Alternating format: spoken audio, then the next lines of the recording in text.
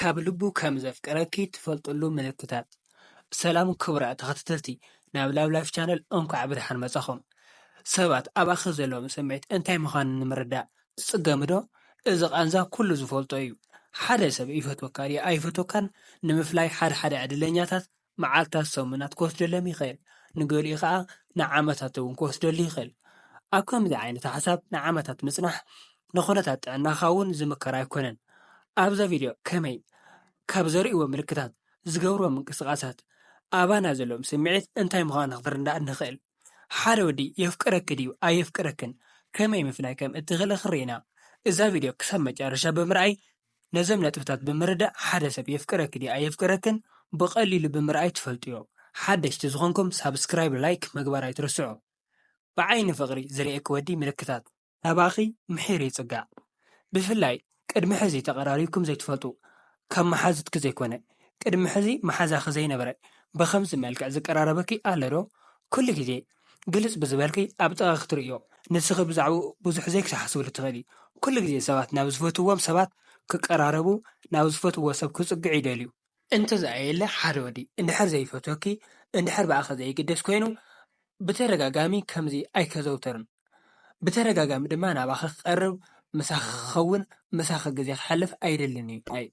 ውህዝቢ ምንኽኻ ሓደ ወዲ ከም ዝፈትዎ ክትፈልጥሉ ምልክት ድማ ውህዝቢ ምንኽኻ ብሓንሳብ ኮፍ ኢልኩም ድዩ ብዝኾነ ኣጋጣሚ ተራኺብኩም ክትመሓላለፉ ከም ውህዝቢ ይነኻኽአኪ ኢሉ ናብ ማእገርኪ ምስቃል ክኸውን ይኽእል ወይ እውን ጠፍ ምባል። ሰባት ብዘይ ምን ምኽንያት ከምዚ ኣይገብሩን። ወዲ ተባዕታይ ከምዚ ምስ ዝገብር ድማ ምስ ዝፈትወኪ እዩ። ምሳኺ ዝራኸበሉ ምሳኺ ዝቀራረበሉ ኣጋጣሚታት ንምፍጣር እንድሕር ዳ ዝፅዕር ሃልዩ ምሳኺ ምዃን ምሳኺ ምቅራብ ስለ ዘሐጉሶ እዩ። ሳልሳይ ብኣካላዊ ቋንቋ ንሓደ ወዲ ተባዕታይ ኣባኺ ዘለዎ ድሌት እንድሕር ዳ ክትፈልጥ ደሊኺ ኣካላዊ ቋንቋ ክትጥቀም ትኽእል። ኣብ ዕላል ኣካላዊ ቋንቋ ወሳኒ እዩ።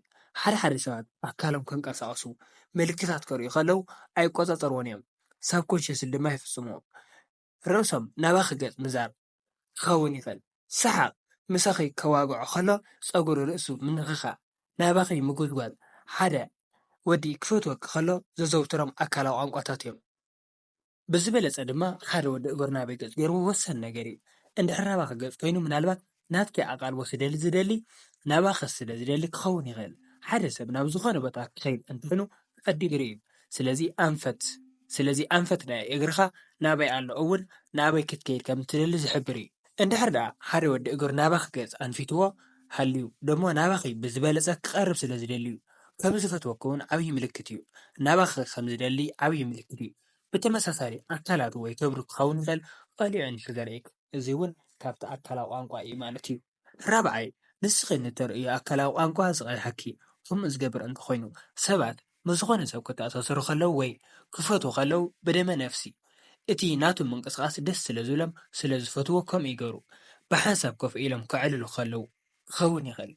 ሓደ ዓይነት እስታይል ኣቀማምጣ ኣዘራርባ ኣጠቓቕማ ቃላት ዝፍጠር ከሎ ዋላ ግድን ሮማንቲካዊ እኳ እንተዘይኮነ ከምዚ ምስ እንገብር ግን ኣብቲ ሰብ ዘለና ፍትወት የመላኽት። ብፍላይ ንኸይትነጽግዮ ዝፈርሕ ዘለዎ ፍቕሪ ዘይገልጽ ሰብ እንተኾይኑ ኣባኺ ዘለዎ ርድኢት ኣባኺ ዘለዎ ፍትወት በዚ ክትፈልጥ ትኽእል እያ። ሓምሻይ ገጂፍ ወይ ሃርዳም መሲሉ ክረአ ይምኩር። ሓደ ብኣኸ ዝግደስ ዝፈትወኪ ወዲ እንተደኣ ኮይኑ ንዓኸ ንምምሳጥ ኣብ ጎንኺ ኣብ ጥቓኺ ኮፍ ክብል ከሎ ንኣቀማምጥኡ ብጣዕሚ ይግደስ ሰሓቢ ጽቡቕ ተኽለ ሰውነት ዘለዎ መሲሉ ንኽረአ ይምኩር። ሻድሻይ ሓደ ዝፈትወኪ ዘፍቅረኪ ወዲ ናብ ኣዒንቱ ክትርኢ ከለኺ መርዓት ዓይኑ ገዚፍ ይረአየኪ። መጽናዕታት ከም ዝሕብሮ ንፈትዎ ደስ ዝብለና ነገር ምስ ንርኢ ናይ መርዓት ዓይኒ መጠን ከም ዝውስኽ እዩ። ስለዚ ንዝኾነ ወዲ ፈቲኽዮ ድዩ ወይ ድማ ክጥምተኪ ርኢኽዮ መርዓት ዓይኑ ምስ ዝገዝፍ ኣባኺ ዘለዎ ድሌት ኣባኺ ዘለዎ ፍትወት የመላኽት ማለት እዩ። ሻውዓይ ኣካይዱ ሓደ ወዲ ሓቢርኩም ክትጓዓዙ ከለኹም ብድሕሪኺ ኣምሪሕኪ ምኻድ ዝፈትው እንተኾይኑ ስለ ዝፈተወኪ ክኸውን ይኽእል። ብዝበለጸ ድማ ጎኒ ምሳኺ ዝጓዓዝ እንተኾይኑ ብዝበለጸ ከም ዝፈትወኪ ምልክት ክኸውን ይኽእል። ሻምናይ ነዊሕ መሲሉ ክረአ ሃርዳም ክመስል ደረቱ ንቕድሚት ነፊሑ ከብዲ ንውሽጢ ስሒቡ ጽቡቕ ቅርጺ ሰውነት ዘለዎ መሲሉ ክረአ ይምኩር። እዚ ድማ ኣብ ኣካላትና ማለት ኣብ ደቂ ተባዕትዮ ይኹን ደቂ ኣንስትዮ ዝረአ እዩ። ወዲ ተባዕታይ ከምዚ ምስ ገብር ድማ ዋላ ከይሓሰበሉ ብደመ ነፍሱ ክምስጠኪ ይጠራሎ ማለት እዩ። እዚ ድማ ስለ ዝምነየኪ ስለ ዝፈትወኪ ምሳኺ ክኸውን እውን ስለ ዝደሊ ክኸውን ይኽእል ማለት እዩ። ታሽዓይ ንዓኺ ክርኢ ከሎ ሕፍረት ይስምዖ። ካብ ዝኾነ ወይ ትፈትዎ ሰብ ዘይተፀበኻዮ ምጎዛ ኣድናቖት ክትረክብ ከለኻ መንፈስ ሕፍረት ክስምዓካ ይኽእል። ዓስራይ ሓደ ዝፈተወክ ምዃኑ ወዲ እትፈልጠሉ ምልክት ድማኒ ይፀባበቕ። እትፈትዎም ሰባት ምፅብባቕ ምምልኻዕ ቀልቢ ሰባት ምስሓብ ዝለዓለ ተራ ኣለዎ። እዚ ድማ ደቂ ተባዕትዮ እውን ቀልቢ ዝፈትዋ ጓል ኣንስተይቲ ንምስሓብ ብዝከኣሎም ተፀባቢቖም ይረኣዩ። ኣብ መወዳእታ ሓደ ወዲ ተባዕታይ ኣባኺ ድሌት ከም ዘለዎ ከም ዝፈትወኪ እትፈልጥሉ ምልክት ድማ ናይ ባህሪ ለውጢ እንተርእዩ።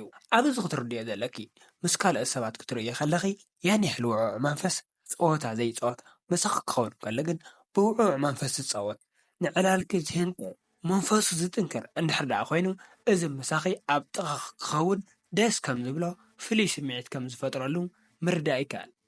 ካብ ካልኦት ደቂ ኣንስትዮ ብዝተፈለየ ዝንከባኸበኪ ካብ ካልኦት ደቂ ኣንስትዮ ንላዕሊ ይነኻኽአኪ እንድሕር ደኣ ኮይኑ ምሳኺ ምዃን ዝለዓለ ምቾት ከም ዝፈጥረሉ እዚ ዓብዪ ምልክት እዩ። ስለዚ ከምዚ ዝገብር ወዲ ኣብ ጥቓ ከም ዝህሉ ከም ዝፈትወኪ ከም ዝምነየኪ ሓደ ምልክት እዩ።